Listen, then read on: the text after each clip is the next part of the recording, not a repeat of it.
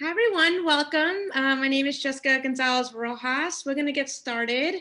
Thank you so much for joining us because we are talking about a really important topic today, voting in a pandemic. What is the safest way to vote given the circumstances that we're in right now? There's a major election happening in June, a primary, and the primary historically has pretty low voter turnout. And obviously during a pandemic, we're deeply concerned about people's ability to exercise their right to vote. So I'm super excited to have Sharon on from the Working Families Party today. I, again, want to remind folks that I'm running for New York State Assembly in the 34th Assembly District, which includes Jackson Heights, East Elmhurst, Corona, and Woodside. And when the coronavirus hit, we quickly shifted from regularly scheduled campaign events to really focus on two things. We focused on conducting phone banks every single night to check in on our neighbors. And since then, we've been doing community mutual aid runs. We've been getting toilet paper, food, groceries, medicines, supplies to our neighbors who are in crisis and connecting folks to more sustainable resources like SNAP and unemployment insurance. We also been moving from what we anticipated was town halls, in-person town halls, to virtual town halls. So we've held webinars on so many topics. We've held it on the coronavirus, on homeschooling, on housing, on managing mental health concerns, on criminal justice, immigration, environmental justice. So we have a whole library of webinars that you can check out on our website, which is votejgr.com/coronavirus. And as I mentioned, we're doing phone banking nearly every single night and checking in on all our neighbors. And if you have some time, an hour or 2 hours during the week, you can join us from the comfort of your home. We would love for you to join us. We've already called thousands and thousands of neighbors, but we have thousands and thousands of more neighbors to reach during this time. So you can sign up by visiting votejgr.com/phone bank. So before I introduce our amazing guest, Sharon Cromwell from the Working Families Party, I'm going to share some logistics. Folks are automatically muted and the videos are turned off as we begin this conversation, but we encourage your questions. So you can ask questions two ways. You can click the chat button along the bottom and type in your question and I'll be able to read it out loud. If you want to get on camera, you can click the raise hand button in the bottom right-hand corner.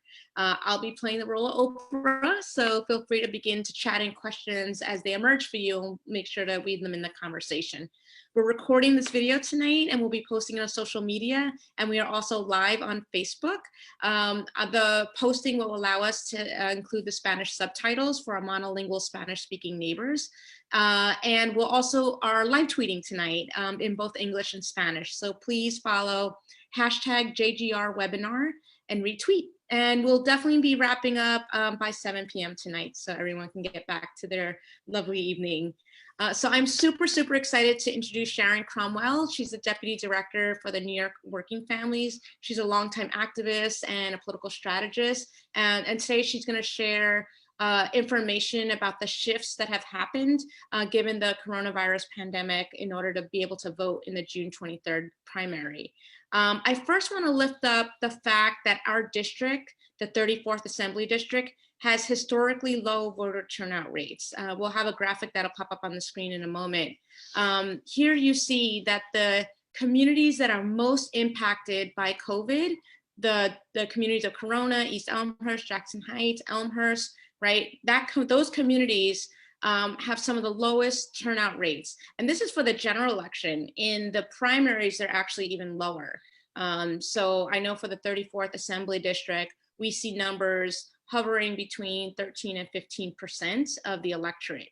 And just to give you a full understanding of what that means, there's 124,000 people in this Assembly District. We have 35,000 registered Democrats. Of the 35,000 registered Democrats that participate in the primary, we only see between less than 5,000 to upwards of 7,700 participate in primaries over the last couple of cycles.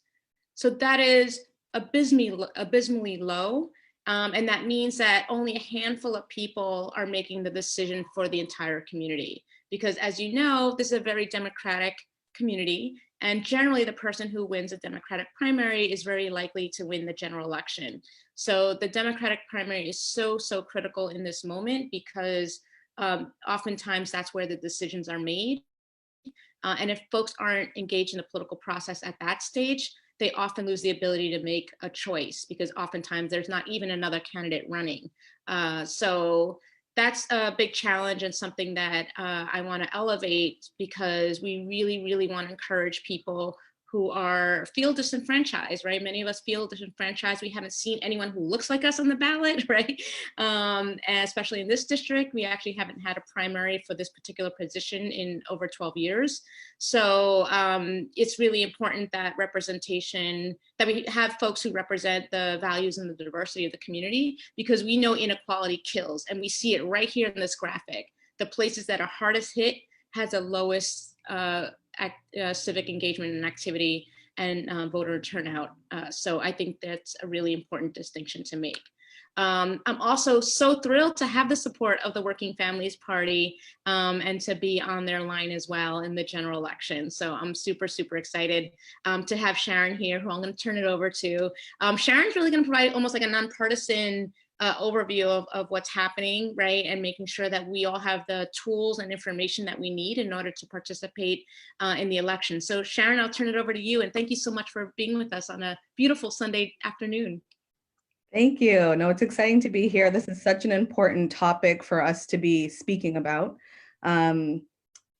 Voting is such an important political act that people can take. And in this time of pandemic, we're voting for the people who are going to help us get out of it, voting for the leaders who are going to lead the recovery and who are going to provide that moral leadership we need when the next crisis hits, right? So it's really important that people exercise their right to vote and know how to do it and keep themselves safe. So I'm going to go through a presentation that provides an overview of what absentee voting is going to look like in New York State for the June 23rd election. I'll talk you through the process and provide some resources that you can access to be able to vote. And I'll just get started while the presentation's getting set up. So absentee ballot voting, this has always been a thing that's been allowed in New York State. However, right now, because of the coronavirus pandemic, the governor has allowed for more New Yorkers to be able to vote absentee to protect against contracting or spreading the coronavirus. So absentee ballot voting is a lot safer because you get to do most of the process from home, but it's not as easy as showing up to the polls on June 23rd to cast your vote, right? You're really going to need to have a voting plan and really start the process of absentee voting right now. So that's what we're going to walk you through. I think really the way to think about it is a three-step process. The first is 1, requesting your absentee ballot, 2, filling out the ballot, and 3, submitting your ballot to the local board of elections, right? It's a 3-step process, and I'll actually go through each step now to make it a little bit more clear. So first is requesting your absentee ballot. It's important to know that a ballot is not just going to show up at your house, right? You're not going to check the mail one day and your ballot is there for you to fill out. I wish that were the case. That would make it a lot more straightforward and easy to vote, but that's not what's going to happen, right? So you have to take the step of requesting an absentee ballot. Governor Cuomo had passed an order saying that every voter, so everyone who's registered to vote, is going to receive an application for an absentee ballot in the mail. You have to, once you receive that application, you have to fill it out and you can submit it either by email, fax, mail, or in person to your local board of elections. And this is the board of elections where you're registered to vote. But you might want to take it upon yourself to not wait for that application to come in the mail and to find that application and submit it on your own. I want to give folks a scenario that's important to remember right now, right? The absentee ballot, if you just go back one slide. Some people right now, you live in Queens in Assembly District 34, but because of the coronavirus or whatever reason, you're staying with a family member, and let's say your family member lives in Inwood, right? The absentee ballot application is going to get mailed to the house and the location that the BOE has on file. So they're going to mail it to your home in Queens, and it's not going to do you any good if you're not at your home in Queens and you're staying somewhere else in the city. So in those kind of scenarios, you might want to go online to the New York State Board of Elections website or the New York City Board of Elections website, get the application form, fill it out, and either submit it in person, submit it via email, via fax, to make sure that you're in control of the process and that you know that your application has gone in. I will provide some resources towards the end of this presentation so you know which websites to go to be able to submit your application for an absentee ballot. One thing to really note is that when you're submitting your ballot, you have to provide a reason, right? Like I said, the governor has allowed for more New Yorkers to be able to vote absentee to protect against the risk of contracting or spreading the coronavirus. But that doesn't mean that you don't have to provide a reason when you're filling out the ballot. So go to the next slide. This is actually just a copy of the absentee ballot application. You need a reason to vote absentee. For some people, it's because they're not going to be in New York City or they're not going to be in the county where they're registered to vote. Other people have, they're detained and they're going to be voting from a site of detention.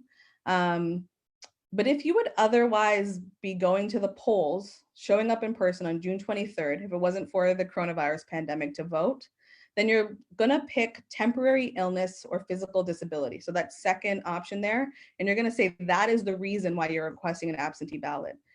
This year, for the primary election on June 23rd, temporary illness or physical disability covers anybody who just doesn't want to show up in person to vote because they don't want to get the coronavirus, right? Or they don't want to be at risk of being exposed to it. That's going to be the vast majority of us. So just remember that that's going to be the one that you should click for your reason. So you've submitted your application. Sometime later in the mail, your absentee ballot is going to arrive. I want to just stress here that it's really important to read the instructions that come with your ballot.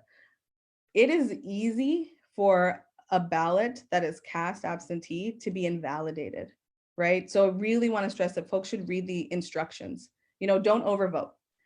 You're voting in Assembly District 34, you want to vote for Jessica, make sure that you're only voting for Jessica and you're not voting for one of her opponents as well, right? Only mark where instructed. You don't want to be making notes in the comments or anything, or in the margins or anything like that. Kind of imagine that your ballot's going to be scanned by a machine, and if they see other things written in the margins that are not supposed to be there, it could invalidate your ballot. There's other things like make sure you're marked with a pen or a pencil. All of those instructions are going to be included in the absentee ballot that comes in the mail. So just look over those carefully and be really thoughtful when you're filling out the ballot. This last reminder here of sign and date the sealed envelope. There's a lot of people who will be really thoughtful about filling out the ballot, put it in the envelope, and then get it in the mail to the Board of Elections on time. But they forgot that step of signing and dating your sealed envelope. If you're using the envelope that comes with the ballot in the mail, there should be a section that tells you where to sign and date, but just make sure that you have that in your mind and that you're checking that step. Did I sign and date my sealed envelope? Because I could say that is one of the key reasons why absentee ballots get invalidated. So I'm going to just underscore that and have it in your mind, like a king or queen used to do when they, sent mail back in the day and have a wax seal of their letters before they sent them out. That's you signing and dating your sealed absentee ballot envelope. Okay. So once you've done that, right, you need to submit your ballot to the Board of Elections. There's two ways to do this. One is by mail, and you have to mail it by June 22nd, which is the day before Election Day, right? Election Day is on June 23rd. You have to submit it by mail by June 22nd, and it has to arrive at the Board of Elections no later than June 30th. The second way to do it is dropping it off in person, and you have to do this by June 23rd, which is the day of the election. So let's say June 22nd happens, you forgot to drop it in the mail, it's okay, take it with you, go to your local Board of Elections. That said, I would not recommend anybody wait, right? We want to make sure that your ballot counts, that it gets in, that it's in on the right time. Do it as soon as possible. I've heard that the Board of Elections is going to be sending out absentee ballots for people who request it as soon as the 21st or 22nd. Once your ballot arrives, you can complete it right away and submit it right away to the Board of Elections. So I mean, some people are going to be voting by the end of this week, right? Some people are going to be voting this weekend, a lot sooner than June 23rd, which happened in the past. But it's really important that people, that voters know these deadlines and are doing all the steps no later than June 22nd or June 23rd, but as soon as possible to make sure that there's no delays in the process. And when you're submitting your ballot, either by mail or in person, it has to go to the local borough board of elections where you are registered to vote. So if you go back to the scenario where you live in Assembly District 34 in Queens, but you're staying with friends or family up in Inwood, you have to make sure that your absentee ballot is sent to the Board of Elections that represents where you live and are registered to vote. So, right, don't send it to the Board of Elections in New York City, in Manhattan. You have to send it to the Board of Elections in Queens, right? So that's something to really be mindful of. It's about working with the Board of Elections where you are registered to vote and live. So I'm actually going to share my screen since I see that. There's a problem on the back end. So yeah, if you could share your screen, Sharon, I think that'd be best because I know Mia's screen is frozen. Okay, sounds good. Mia, if you could just enable me to share, I can get that up.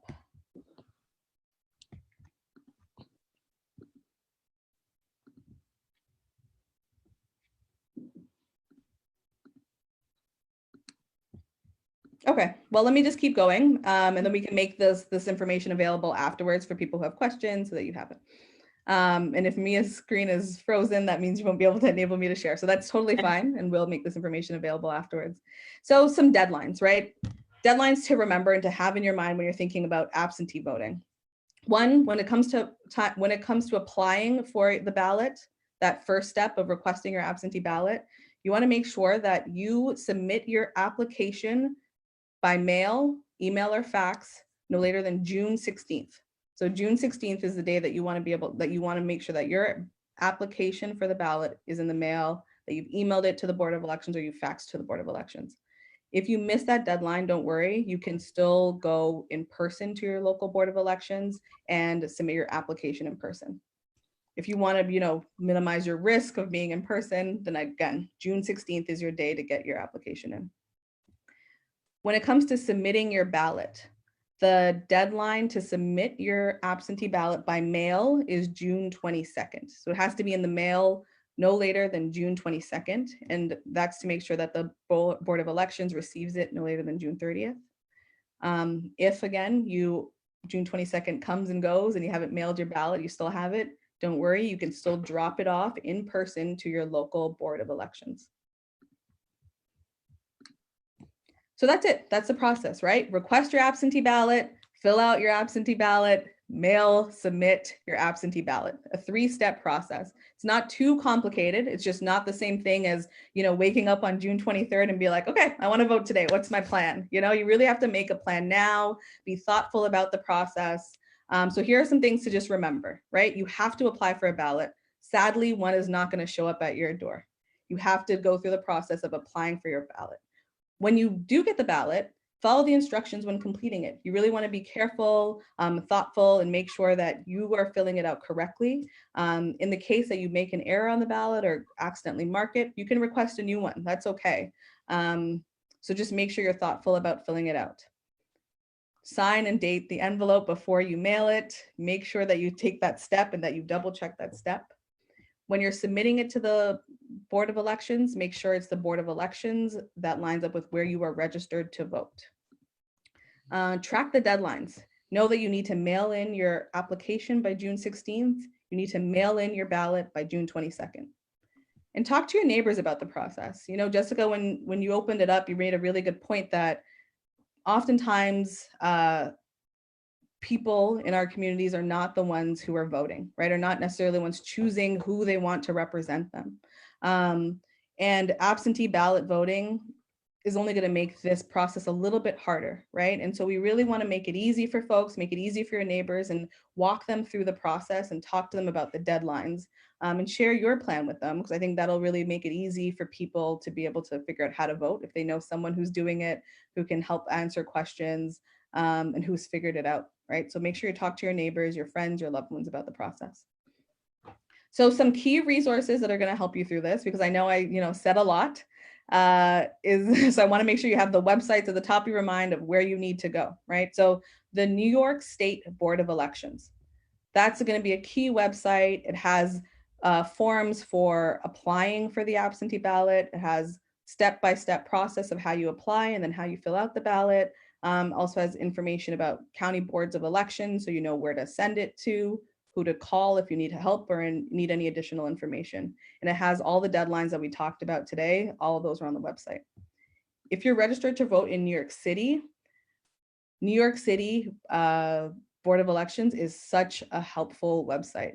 You can go to www.vote.nyc. There's a lot of really user-friendly details there, similar to the New York State Board of Elections, but much more user-friendly for New York City voters.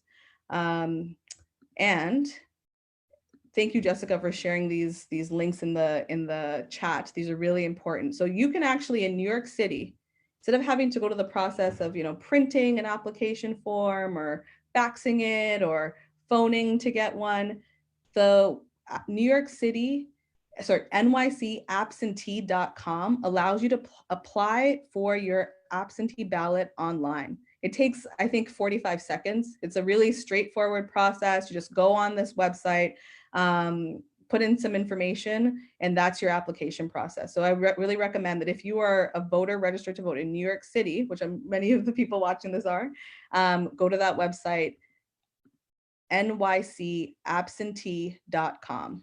And the website's in many different languages as well. And if you need to check your voter registration, make sure that your name, address, party enrollment are all correct. You can go to the New York State Board of Elections voter lookup. It's voterlookup.elections.ny.gov. And that can help like, where's my absentee ballot going to be mailed? Just in case it's been a while since you did that and you want to just check up on your registration. So Sharon, can you repeat that one? Voterlookup.ny.gov? Voterlookup.elections. Oh, I could actually just drop that in the chat right now. So voterlookup.ny.gov. I'll send that to you right now, Jessica, and that's it. Thank you everyone for watching this presentation, and happy to answer any questions you have. Great. Thank you, Sharon. This was really, and sorry about the tech issues on the back end. We had a frozen screen, so apologies for that. I'm curious, what can we be doing to educate our neighbors on this process? I know, we're providing a resource here.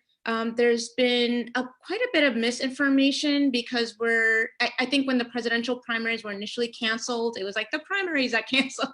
And then again, there's not a lot of clarity around the fact that people can vote absentee in this pandemic. What are ways that we all can take this information and make sure our neighbors are aware? And also for people who speak other languages. That's right. Some things that we're going to do in my building are, we're going to pull together a memo on what the rules are for absentee ballot voting. Just pull together a one-pager on absentee ballot voting and everything you need to know, including deadlines, and send it and put, just slip it under the door of everybody in the building. In the common areas, we're going to put up some calendars of key dates and reminders for folks of what their rights are, what voting is going to look like, what some key dates are, and the local Board of Elections information, so people know where to contact if they have questions. I think things like that are going to be really important. We really need to talk to all of our neighbors to say, what's your voting plan? Do you know that there's an election on June 23rd? It's not canceled. We can actually vote from the safety of our homes, and here's how. I don't want to necessarily put the responsibility on folks to know, like, these are all the steps to go through it, but know the website, know know that people should just go to www.vote.nyc and they can find out all the information about absentee voting. Know that people can go to nycabsentee.com and they can apply for an absentee ballot. Put those key dates in your mind. Apply by June 16th, submit your ballot by June 22nd, and share those dates with your neighbors. You know, I think the process seems a little bit more complicated than it is because it's not the same as going to the polls on June 23rd, but we can make it really straightforward for folks to know and to really engage and exercise their civic rights. So making sure you know those key websites, key dates, putting it in prominent areas in your buildings, and having a plan on, you know, June 10th to talk to your folks and be like, what, have you voted already? What's your voting plan? Having a plan to follow up with them after they get their ballot, and asking them how, when they're submitting and how they're going to submit. And if they need any information for that, is going to go a long way.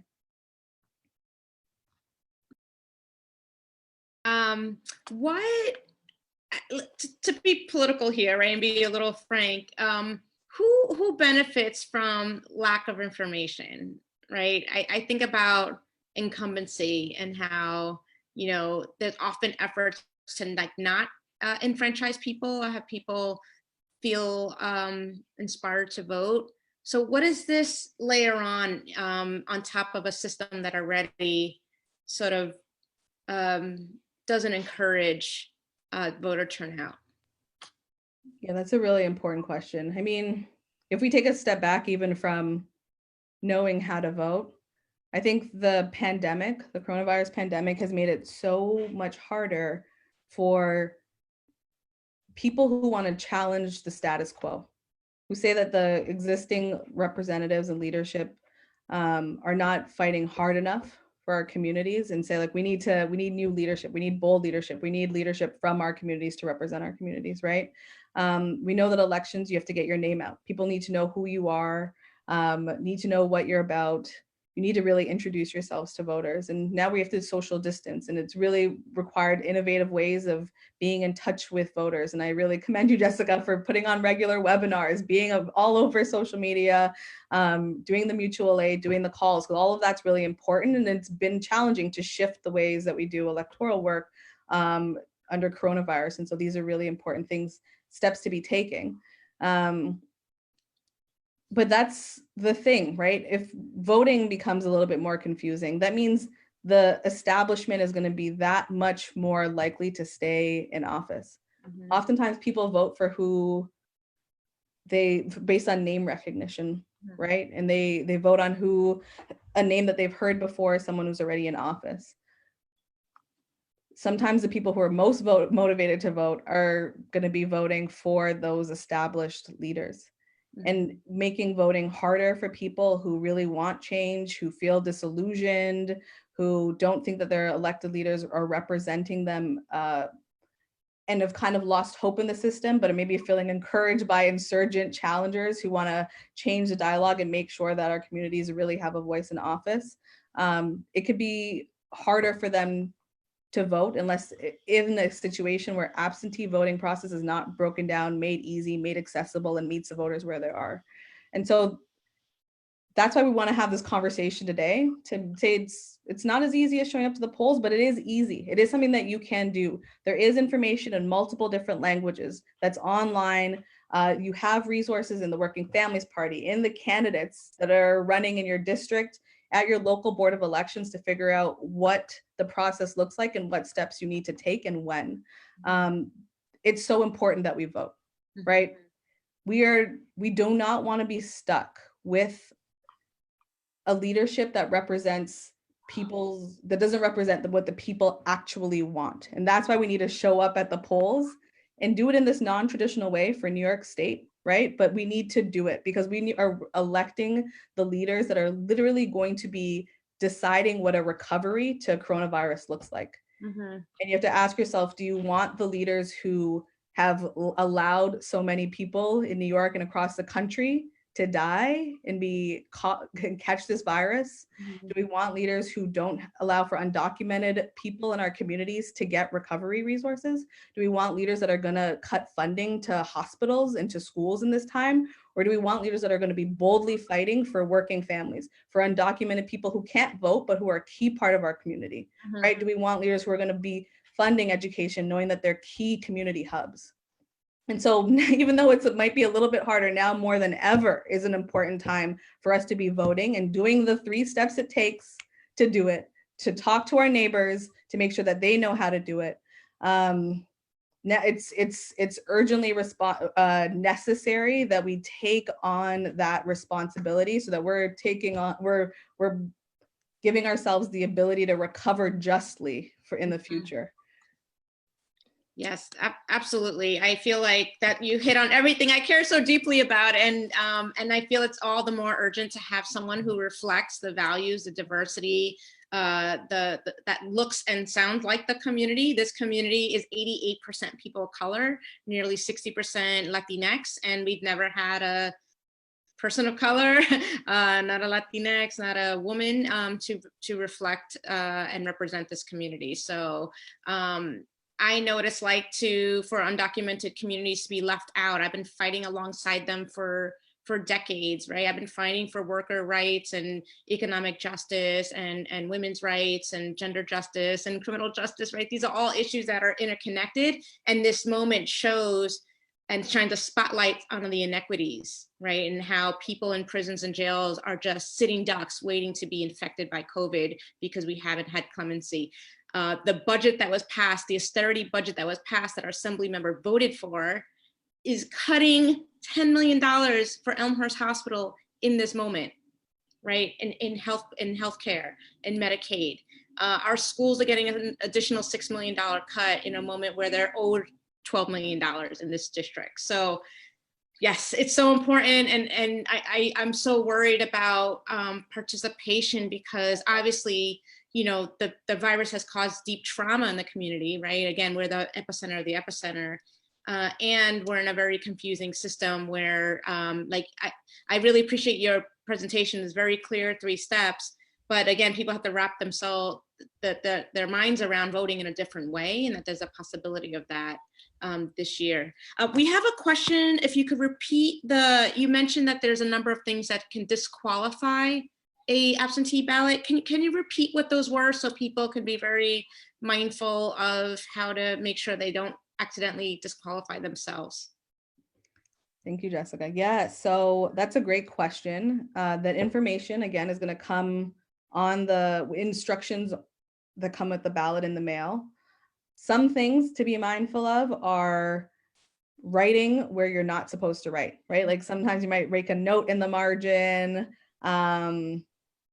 or your pen or pencil scratches and makes a line or something like that on the margins. That could potentially invalidate your ballot. And like I said, in that situation, request a new ballot. You are supposed to mark your vote by filling out an oval, coloring in an oval so that, I think they can scan the ballot. So other types of markings may invalidate your ballot. I think one key thing, like I said, one of the top reasons why ballots are invalidated are because people do not sign and date the sealed envelope. And that's an easy step to overlook, which is why I keep on repeating it. But that is something that has also been caused to will invalidate your ballot. So what I'm saying is not exhaustive.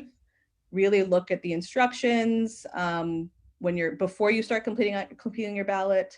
Look them over quickly just to make sure after you've completed your ballot that you've done everything that you need to do. Great. And we wrote the deadlines in the chat, but for folks on Facebook Live, can you just repeat them? Absolutely. So right now, you should be applying for your absentee ballot.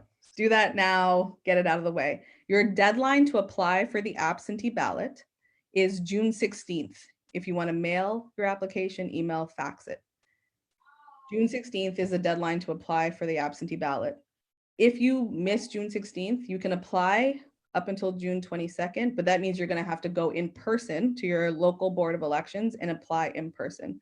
So June 16th, if you want to apply by mail, June 22nd, if you want to apply in person. In terms of voting with your absentee ballot, so submitting your actual absentee ballot, you have to submit it by mail by June 22nd, which is the day before Election Day. So June 22nd is the last day to mail in your absentee ballot. June 23rd, Election Day, is your last day to submit your absentee ballot in person at your local Board of Election. Great, thank you. Sharon, is there anything else, any other tips, reminders, requests, urgent, urgent calls to the public about voting and why it's so important, and just again to reinforce what we need to do? Thanks, Jessica, for that. No, the urgent call is to vote. Yeah. Do not wake up on June 23rd and say, now's my time to figure out how to vote. The time to make your voting plan is right now. Look into the absentee ballot process, make your plan, mark it on your calendar. Once you have that done, talk to your neighbors, talk to your friends, talk to your colleagues, talk to everyone about absentee voting and the importance of doing it, and share the websites where they can find that information.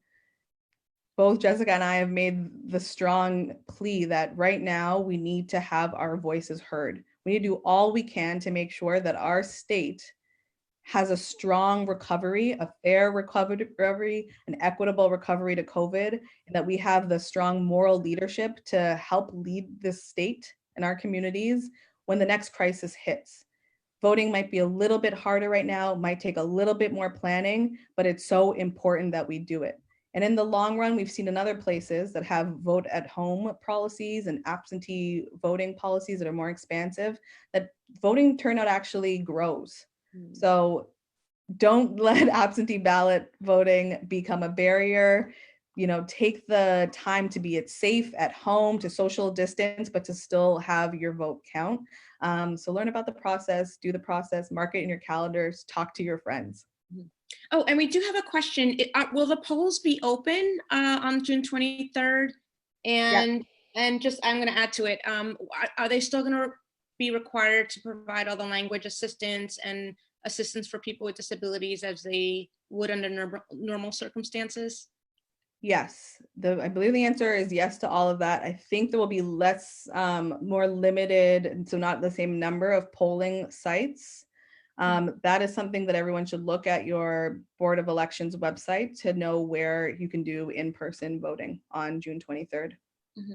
And do you know if early voting is still happening? I know we just started that as a practice in New York City last election cycle, but is that, do you know yet if they're still going to have sites open for early voting? That's a good question. I actually don't know the answer to that one. So why don't we commit to following up online and getting that answer out there? Because I think it's an important question. Great. Yeah, I think we'll put like a graphic together with this information because there's a lot here, important deadlines, important websites, and we want to make sure everyone knows so we could find that out.